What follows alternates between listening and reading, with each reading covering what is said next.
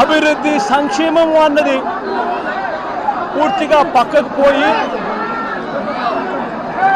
Red book రాజ్యాంగం అమలవుతా ఉన్న నిదర్శనము ఈరోజు నా పక్కనే ఉన్న వెంకటేశ్వరులన్న కొడుకు నాగమల్లేశ్వరరావు ఈ గ్రామానికి ఉప సర్పంచ్. ఈరోజు ఎలాంటి దారుణమైన పరిస్థితుల్లో ఈరోజు అన్న ఇక్కడ నిల్చొని ఉన్నాడు, ఎలాంటి దారుణమైన పరిస్థితులు రాష్ట్రంలో ఉన్నాయి అన్నదానికి నిదర్శనం ఈ రోజున ఈ కార్యక్రమం. సత్తెనపల్లి మండలం రెంటపాళ్ళు అనే గ్రామం, కోర్లకుంట వెంకటేశ్వర్ల అన్న, నా పక్కనే ఉన్న అన్న ఈ గ్రామంలో ఆ పార్టీకి సంబంధించిన నాయకుడు. తన కొడుకు నాగమల్లేశ్వరరావు ఈ గ్రామానికి ఉప సర్పంచ్.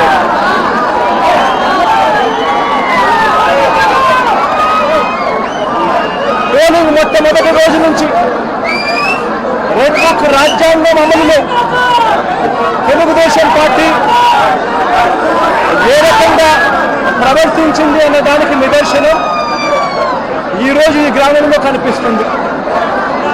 ఈరోజు ఇదే గ్రామంలో పోలింగ్ సమయంలో పోలింగ్కు ముందు వారికి అనుకూలమైన అధికారులందరినీ కూడా పోస్టింగ్లు ఇచ్చుకున్నారు. ఇక్కడున్న పోలింగ్ సమయంలో ఇక్కడ ఉన్న ఐజీ, ఎస్పీలు, సిఐలు అందరూ కూడా తెలుగుదేశం పార్టీని, కూటమిని గెలిపించడం కోసం ఎలాంటి అన్యాయాలు చేస్తున్నారు అన్న సంగతి ఈ ప్రాంతంలో ఉన్న ప్రతి ఒక్కరికి కూడా తెలుసు. ఆ వారం నుంచి పరిస్థితి గమనిస్తే 2024 జూన్ 4వ తారీఖున అంటే కౌంటింగ్ రోజునే అల్లర్లు చేస్తాడు అని చెప్పి తెలుగుదేశం పార్టీ, జనసేన నాయకులు తప్పుడు ఆరోపణలు చేసి వాళ్ళ తప్పుడు ఆరోపణల నేపథ్యంలో పోలీసులు నాగమల్లేశ్వరరావును స్టేషన్లో తీసుకొని పోయారు. కౌంటింగ్ రోజునే నాగమల్లేశ్వరరావును స్టేషన్లో ఉంచారు. ఫలితాలు టీడీపీకి అనుకూలంగా వచ్చిన మరుక్షణమే నాగమల్లేశ్వరరావు సెల్లో వేశారు. టీడీపీకి అనుకూలంగా ఫలితాలు రావడం మొదలెట్టాక ఈ గ్రామంలో నాగమల్లేశ్వరరావు ఇంటిపై, అంటే వెంకటేశ్వరరావు ఇంటిపై తెలుగుదేశం, జనసేన కార్యకర్తలు రాళ్లు విసిరారు. నాగమల్లేశ్వరరావును స్టేషన్లో ఉంచారు. నాగమల్లేశ్వరరావును ఊరిలోకి వెళ్ళడానికి వీల్లేదు అని, ఊరు విడిచిపెట్టి పోవాలి అని, లేకపోతే రౌడీ షీట్ ఓపెన్ చేస్తామని సాక్షాత్తు సిఐ రాజేషే చెప్పాడు. రౌడీ షీట్ ఓపెన్ చేయడమే కాదు, కాల్చి చంపుతామని కూడా సాక్షాత్తు సిఐ రాజేష్ అనే వ్యక్తి బెదిరించడం కూడా జరిగింది. ఆశ్చర్యం ఏమిటి అంటే జూన్ 4వ తారీఖు కౌంటింగ్ మొదలైతే జూన్ 5వ తారీఖు రాత్రి దాకా నాగమల్లేశ్వరరావు సెల్లోనే ఉంచుకున్నారు. అవమానించారు, బెదిరించారు, ఆయన మీద చేయకూడని నేరాలన్నీ కూడా చేశారు. 5వ తారీఖు రాత్రి తనను విడిచిపెట్టారు. నాగమల్లేశ్వరరావు గుంటూరులో ఉన్న తన సోదరుడి ఇంటికి వెళ్ళాడు. ఈ సిఐ, ఈ పోలీసులు వీళ్ళు బెదిరించిన తీరు, వీళ్ళు అవమానించిన తీరు. నాగమల్లేశ్వరరావు గుంటూరులో ఉన్న తన సోదరుని ఇంటికి వెళ్ళాడు. వెళ్ళి అక్కడి నుంచి వాళ్ళ నాన్నకు ఫోన్ చేశాడు. వెంకటేశ్వరన్నకు ఫోన్ చేసి పోలీసులు ఏ రకంగా అవమానించారు, పోలీసులు ఏ రకంగా బెదిరించారు, పోలీసులు ఏ రకంగా కొట్టారు, ఇటువంటి విషయాలన్నీ కూడా వాళ్ళ నాన్నకు చివరిసారిగా ఫోన్లో చెప్పి ఆత్మహత్య చేసుకునే కార్యక్రమానికి తాను వెళ్ళిపోయాడు. వెంటనే తన కొడుకును కాపాడుకునేందుకు, నాగమల్లేశ్వరరావును కాపాడుకునేందుకు వెంకటేశ్వర అన్న హుటాహుటిన గుంటూరుకు వెళ్ళి కొడుకును హాస్పిటల్లో చేర్పించాడు. కొడుకును హాస్పిటల్లో చేర్పిస్తే ఆ ట్రీట్మెంట్ జరుగుతూ ఉండగా నాగమల్లేశ్వరరావు ప్రాణాలు విడిచాడు. జూన్ 9వ తారీఖున నాగమల్లేశ్వరరావుకు భార్య, 2 కూతుర్లు ఉన్నారు. ఇప్పుడే కూతురు కూడా చిన్నబ్బాయి కూతురు. నాగమల్లేశ్వరరావుకు ఒక కూతురు ఉంది. ఆ కూతురు కూడా చిన్న పాప. ఇప్పుడు ఆ భార్యకు, ఆ కూతురుకు ఏం సమాధానం చెప్తారు చంద్రబాబు నాయుడు గారిని అడుగుతా ఉన్నా. మీ పాలనలో దగ్గరుండి కేవలం మీ పార్టీకి అనుకూలంగా లేరు అన్న ఒకే ఒక కారణంతో కుల ప్రస్తావన తీసుకొచ్చి అవమానించి, బెదిరించి, తిట్టి, కొట్టి ఒక మనిషి చావుకు కారణమయ్యారు. 7 ఏడాది అయిపోయింది. ఈ మొత్తం కుటుంబం ఇవాళకి కూడా శోకంలోనే ఉంది. దీనికి బాధ్యులెవరు? వీరి ఇంటిపై రాళ్ళు విసిరి దాడి చేసిన వాళ్ళ మీద ఎంతమందిని అరెస్ట్ చేశారని అడుగుతా ఉన్నా, ఎంతమంది మీద కేసులు పెట్టారని అడుగుతా ఉన్నా, ఎంతమంది మీద శిక్ష విధించారని అడుగుతా ఉన్నా. కనీసం ఇంతగా వేధించి చంపిన ఆ సిఐ మీద ఎలాంటి యాక్షన్ తీసుకున్నారు అని చెప్పి చంద్రబాబు నాయుడు గారిని గట్టిగా నిలదీస్తూ ప్రశ్నిస్తా ఉన్నా.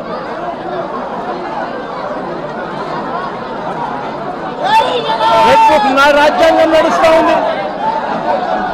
రెడ్ బుక్ రాజ్యాంగం నడుస్తూ ఉంది. ఈ రెడ్ బుక్ రాజ్యాంగంలో చివరికి వెంకటేశ్వర ప్రైవేట్ కంప్లైంట్ ఇచ్చినా కూడా పట్టించుకునే పరిస్థితి ఈ రెడ్ బుక్ రాజ్యాంగంలో ఎక్కడా కూడా లేదు. ఇదే సత్తెనపల్లి నియోజకవర్గంలోనే ఈ మధ్య కాలంలోనే రాజుపాలెం మండలానికి సంబంధించి పెదమల్లిపూరి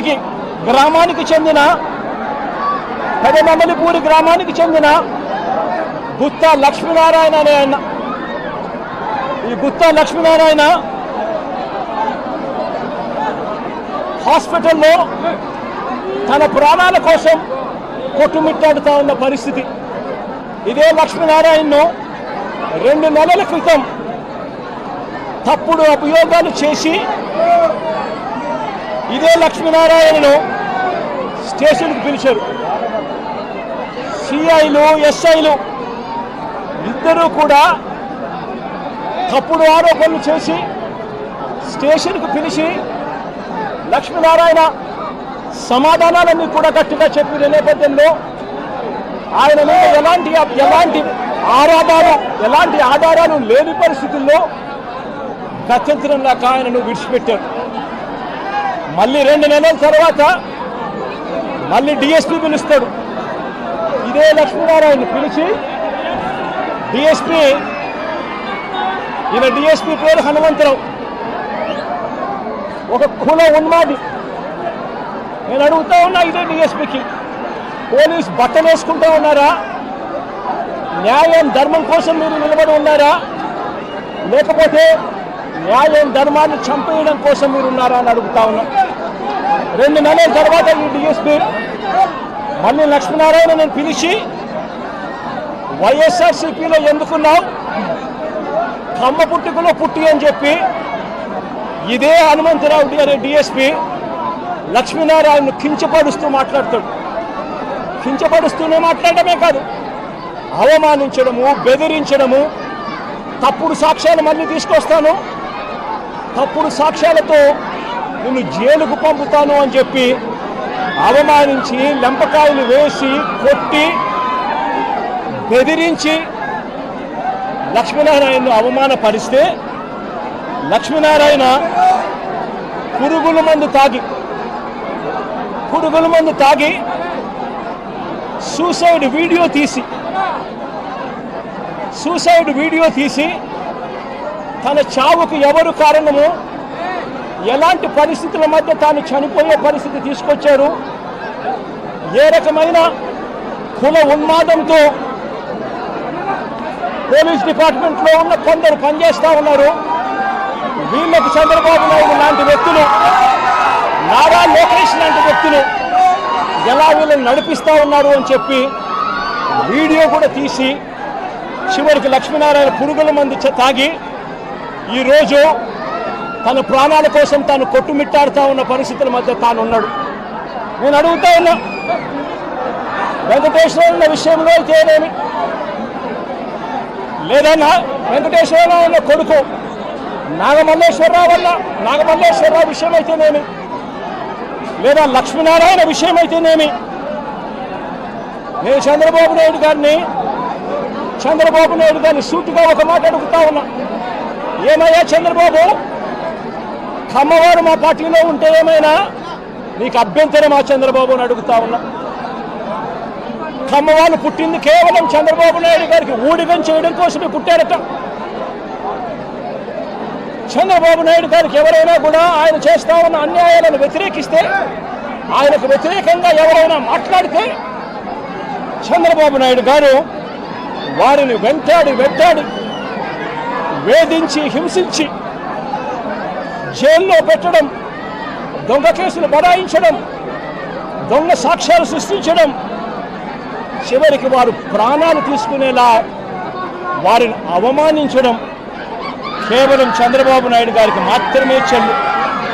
నేను అడుగుతా ఉన్నా, ఏం పాపం చేశాడని నాగమల్లేశ్వరరావును చంపారు అని చంద్రబాబు నాయుడు గారిని గట్టిగా నిలదీస్తూ అడుగుతా ఉన్నా. ఏం పాపం చేశారు అని చెప్పి తనను పొట్టను పెట్టుకున్నారు అని అడుగుతా ఉన్నా ఇదే చంద్రబాబు నాయుడు గారిని. ఏం పాపం చేశారు అని లక్ష్మీనారాయణను ఆత్మహత్య చేసుకునే విధంగా తనను ప్రేరేపించే ప్రయత్నం, బెదిరించి, హింసించి ఆ స్థాయికి తనను తీసుకొచ్చే కార్యక్రమం ఎందుకు చేశారు చంద్రబాబు అని అడుగుతా ఉన్నా. ఏం పాపం చేశారని వల్లభనేని వంశీని ఇదే కమ్మ సామాజిక వర్గానికి చెందిన ఎక్స్ఎమ్మెల్యే, ఆ పార్టీకి సంబంధించిన ఎక్స్ఎమ్మెల్యే ఇదే వల్లభనేని వంశీని ఇన్ని రోజుల పాటు జైల్లో పెట్టారు. ఒక కేసులో బెయిల్ వస్తేనే, బెయిల్ వచ్చేదాకా గమ్మనుంటారు, బెయిల్ వచ్చిన తర్వాత వెంటనే ఇంకొక కేసు కడతారు, మళ్ళీ జైల్లోనే పెట్టే కార్యక్రమం చేస్తారు. ఇవాళకి దాదాపుగా 2 నెలలు దాటిపోయింది. ఇవాళకి కూడా వంశీ జైల్లోనే చంద్రబాబు నాయుడు గారి సేడిజంకు బలవుతూ ఈరోజు వంశీ కూడా జైల్లోనే మగ్గుతూ ఉన్నారు. ఏం పాపం చేశాడని అడుగుతా ఉన్నా. ఒకటైపోయిన తర్వాత మరొకటి తప్పులు కేసులు పెట్టుకుంటూ వస్తూ ఉన్నారు. నేను అడుగుతా ఉన్నా, ఏం పాపం చేశారని కొడాలి నానిని మా పార్టీకి సంబంధించిన మా పార్టీకి సంబంధించిన మరో కమ్మ నాయకుడు, మా పార్టీకి సంబంధించిన ఎక్స్ మినిస్టర్ కూడా ఏం పాపం చేశాడు అని చెప్పి తన మీద తప్పుడు కేసులు బనాయించి తనను హరాస్ ఎందుకు చేస్తా ఉన్నారని అడుగుతా ఉన్నా ఇదే చంద్రబాబు నాయుడు గారు. ఏం పాపం చేశారు అని అబ్బాయి చౌదరి బెంగళూరుకు సంబంధించి మా పార్టీకి సంబంధించిన ఎమ్మెల్యే ఎక్స్ఎమ్మెల్యే ఏకంగా 9 కేసులు పెట్టారు. ఒక కేసు అయిపోయిన వెంటనే మరొక కేసు పెట్టి అబ్బాయి చౌదరిని చిత్రహింసలు గురి చేస్తా ఉన్నారు. ఏం పాపం చేశాడని చెప్పి ఈ మాదిరిగా చేస్తా ఉన్నారు అడుగుతా ఉన్నా. నా పక్కనే దేవనేని అవినాష్ ఉన్నాడు, నా పక్కనే అవినాష్ ఉన్నాడు. అవినాష్ ఏం పాపం చేశాడు అని చెప్పి అవినాష్ను కూడా కేవలం కమ్మ సామాజిక వర్గంలో పుట్టాడు, చంద్రబాబు నాయుడుని వ్యతిరేకిస్తున్నాడు, చంద్రబాబు నాయుడుకు ఊడిగం చేయడం ఇష్టం లేదు అన్నాడు అన్న ఒకే ఒక కారణంతో అవినాష్ను కూడా కేసుల మీద కేసులు పెట్టి రోజు హింసించే కార్యక్రమమే చేస్తూ ఉన్నాడు. కోర్టులకు పోయి బెయిల్ తెచ్చుకొని రోజు చంద్రబాబు నాయుడు గారితో యుద్ధం చేస్తూ ఉన్నాం. నేను అడుగుతా ఉన్నా, ఏం పాపం చేశారు అని తలసిల రఘురామ్ మా పార్టీకి సంబంధించిన ఎమ్మెల్సీ నాతో పాటు 15 సంవత్సరాలు నాతో పాటు ప్రయాణం చేశాడు. ఏం పాపం చేశాడు అని చెప్పి ఆయన మీద 3 కేసులు పెట్టారు. పెట్టి ఆయనను కూడా చిత్రహింసలకు లోన్ చేస్తూ ఉన్నారు. ఏం పాపం చేశారని అడుగుతా ఉన్నా. మా పార్టీకి చెందిన ఇదే కమ్మ సామాజిక వర్గానికి సంబంధించిన ఎక్స్ ఎంపీ ఎంబీబీ సత్యనారాయణ ఏం పాపం చేశాడు అని చెప్పి ఎంబీబీ సత్యనారాయణను చివరికి తాను వ్యాపారాలు కూడా ఆంధ్ర రాష్ట్రంలో చేసే పరిస్థితి లేకుండా తనను రాష్ట్రం నుంచి కూడా వెళ్ళగొట్టే కార్యక్రమం చేసి తనను బెదిరించి తప్పుడు సాక్ష్యాలతో తప్పుడు కేసులు బనాయించి ఇబ్బందులకు ఎందుకు గురి చేస్తా ఉన్నారు అని చెప్పి గట్టిగా అడుగుతా ఉన్నా. ఏం పాపం చేశారు అని నంబూరు శంకర్రావు మా పార్టీకి సంబంధించిన ఎక్స్ఎమ్మెల్యే నంబూరు శంకర్రావు ఏం పాపం చేశారు అని చెప్పి ఆయన మీద కూడా తప్పుడు కేసులు బనాయిస్తా ఉన్నారని అడుగుతా ఉన్నా. ఏం పాపం చేశాడు అని చెప్పి బ్రహ్మనాయుడు, నంబూరు శంకర్రావు అన్న బ్రహ్మనాయుడు అన్న ఇద్దరు ఎక్స్ఎమ్మెల్యేలు, ఒకడు పెదకూరుపాడు, ఒకడు వెనుకొండ, ఇద్దరు ఎక్స్ఎమ్మెల్యేలు ఏం పాపం చేశారు అని చెప్పి వీళ్ళని చిత్రహింసలకు లోను చేస్తూ తప్పుడు కేసులన్నీ కూడా బనాయించే కార్యక్రమం ఎందుకు చేస్తూ ఉన్నారని అడుగుతా ఉన్నా. నా పక్కనే తెనాలి ఎక్స్ఎమ్మెల్యే శివ ఉన్నాడు. ఏం పాపం చేశాడు అని చెప్పి శివాను కూడా తప్పుడు కేసులతో రోజు బెదిరించే కార్యక్రమం, కాలేజీలకు ఇవ్వాల్సిన ఫీజు రీయింబర్స్మెంట్ బకాయిలు పెట్టడమే కాకుండా కాలేజీలకు ఇన్స్పెక్షన్ అంట, మళ్ళీ కాలేజీల్లో వెరిఫికేషన్ అంట, మళ్ళీ రోజు హెరాస్మెంట్లు అంట. ఏం పాపం చేశాడని చెప్పి చిత్రహింసలు పెడతా ఉన్నారని అడుగుతా ఉన్నా. ఏం పాపం చేశారు అని చెప్పి ఇదే కమ్మ సామాజిక వర్గానికి సంబంధించిన మా పార్టీ సానుభూతి పరుడు తాను మాత్రమే పోచాని కృష్ణమురళి నెల రోజుల పాటు సినీ దర్శకుడు, ఆయన డైలాగులు రాస్తారు సినిమాలలో. ఆయన కేవలం మా సానుభూతి పరుడు మాత్రమే. అలాంటి ఆయన్ను నెల రోజులు జైల్లో పెట్టారు. శ్రీకాకుళం నుంచి కడప దాకా రకరకాల స్టేషన్లన్నీ కూడా ఒక స్టేషన్ అయిపోయిన తర్వాత మరో కేసు పెడతారు. నెల రోజుల పాటు 9 కేసులు పెట్టి పోసాని కృష్ణమురళిని నెల రోజుల పాటు వివిధ స్టేషన్ల చుట్టూ తిప్పుతూ తప్పుడు కేసులు పెట్టారు. ఏం పాపం చేశారని అడుగుతా ఉన్నా. ప్రముఖ సినీ నిర్మాత దగ్గుపాటి సురేష్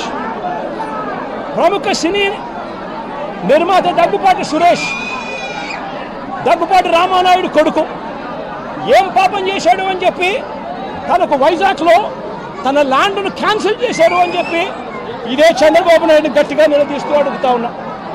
ఏం పాపం చేశారు అని చెప్పి రాజ్ కుమార్ను తన భార్య కృష్ణవేణిని మంగళగిరికి సంబంధించిన వాళ్ళు, రాజ్ కుమార్ అనే వ్యక్తి కమ్మబ్బాయి, కృష్ణవేణి అనే వ్యక్తి కమ్మబ్బాయిని పెళ్లి చేసుకుంది. సోషల్ మీడియాలో చంద్రబాబు నాయుడు గారికి వ్యతిరేకంగా జగన్కు అనుకూలంగా 4 మాటలు రాశారు. వాళ్ళు చేసిన పని అంతకన్నా ఇంకా ఏమీ లేదు. వాళ్ళని ఏకంగా వాళ్ళ మీద 11 కేసులు పెట్టి ఏకంగా 4 రోజుల పైగా వాళ్ళని జైళ్ళల్లో పెట్టి తిప్పారు. ఏకంగా ఆ పిల్లాడు ఫోటో చూస్తే సోషల్ మీడియాలో బాధ అనిపిస్తుంది. లోకేష్ ఫోటో పెట్టి ఆ పిల్లాడు రాజ్కుమారు మోకాళ్ళ మీద నిలబడి ప్రాధేయపడతా ఉన్నట్టుగా దగ్గరుండి వాళ్ళ తెలుగుదేశంకి సంబంధించిన కార్యకర్తలు కొట్టి ఆయనతో చొక్కా ఇప్పించి ప్రాధేయపడేట్టుగా చేస్తా ఉన్నారు.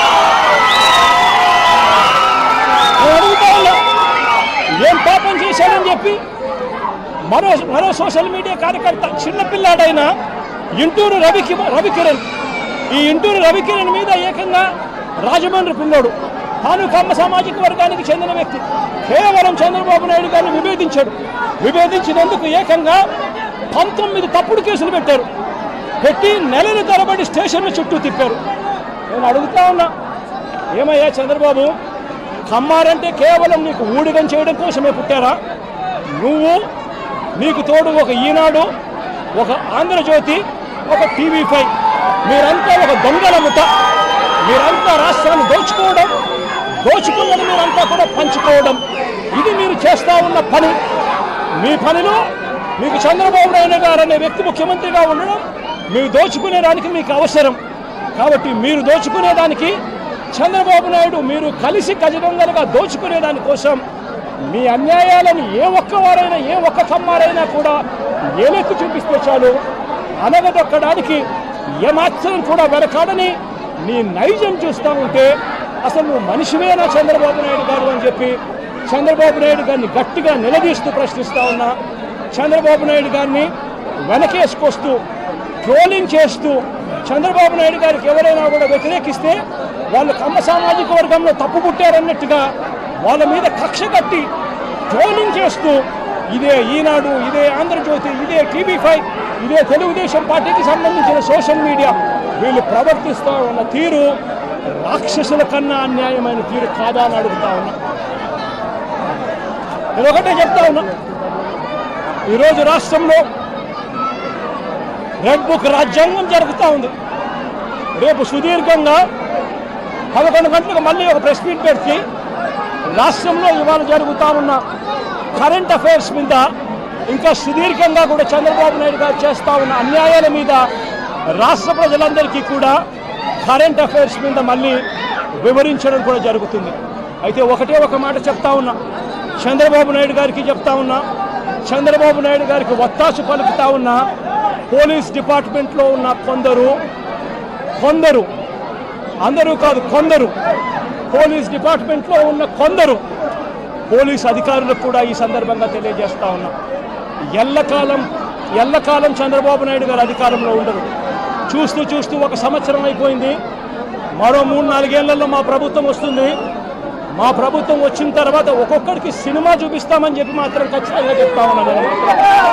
ఎందుకంటే అన్నకు చేసిన అన్యాయం, అన్న లాంటి వాళ్ళకు చేసిన అన్యాయం ఈరోజు రాష్ట్రంలో ప్రతి గ్రామంలోనూ కనిపిస్తూ ఉంది. ఈ గ్రామంలో ప్రతి గ్రామంలో కనిపిస్తూ ఉన్న ఈ అన్యాయాలకు నేను ప్రతి అధికారికి నేను ఒకటి చెప్తా ఉన్నా, ఈ అన్యాయాలలో మీరు భాగస్వాములు కావకండి. భాగస్వాములు అయినారు అని అంటే మాత్రం చంద్రబాబు నాయుడు గారితో పాటు మిమ్మల్ని కూడా ఓనెక్కిచ్చే కార్యక్రమం ఖచ్చితంగా చేస్తాము అని చెప్పి ఖచ్చితంగా హెచ్చరిస్తా ఉన్నాం. రాజేష్ అనే పేరు చెప్పినా కానీ కేసు కట్టుకోలేదు. వెంకటేశ్వర చెప్తా ఉన్నాడు, చెప్పండి. సిఐ రాజేష్ అనే ఆయన మీద ప్రైవేట్ కంప్లైంట్ ఫైల్ చేసినాడు. ఫైల్ చేసి కోర్టు కేసు కట్టండి అని చెప్పి ఉత్తర్వులు ఇచ్చింది. ఉత్తర్వులు ఇచ్చినా కూడా కేసు కట్టకుండా ఇంకా కేసు కట్టలేదంట. ఇంతటి దారుణంగా ప్రజాస్వామ్యాన్ని అవహేళన చేస్తూ రాజ్యాంగాన్ని రెడ్ బుక్ రాజ్యాంగంతో మారుస్తూ పరిపాలన చేస్తే ఈ ప్రభుత్వం అనేది నిలబడుతుందని అడుగుతా ఉన్నాం. ఈరోజు రాష్ట్రంలో చంద్రబాబు నాయుడు గారి పాలనలో రైతులు సంతోషంగా లేరు, అక్క చెల్లెమ్మలు సంతోషంగా లేరు, చదువుకుంటున్న పిల్లలు సంతోషంగా లేరు. చంద్రబాబు నాయుడు గారి పాలనలో ప్రతి ఒక్కరూ కూడా వెన్నుపోట్లకు లోనయ్యారు, మోసపోయారు. ఆయన అబద్ధాలు మోసాలకు వీరంతా కూడా బలైపోయిన పరిస్థితుల మధ్య రెడ్ బుక్ రాజ్యాంగంతో ఉచ్చలవిడి కరప్షన్తో ఈరోజు రాష్ట్రంలో పూర్తిగా లా అండ్ ఆర్డర్ కూడా పూర్తిగా నాశనమైపోయిన పరిస్థితుల మధ్య ఈరోజు పరిపాలన సాగుతూ ఉంది. ఈ పరిపాలన ఎక్కువ రోజులు నడవదు. దేవుడు ప్రజలు ఇద్దరు కూడా గట్టిగా మొట్టికాయలు వేసే రోజు త్వరలోనే ఉందని మాత్రం ఖచ్చితంగా చెప్తా ఉన్నా.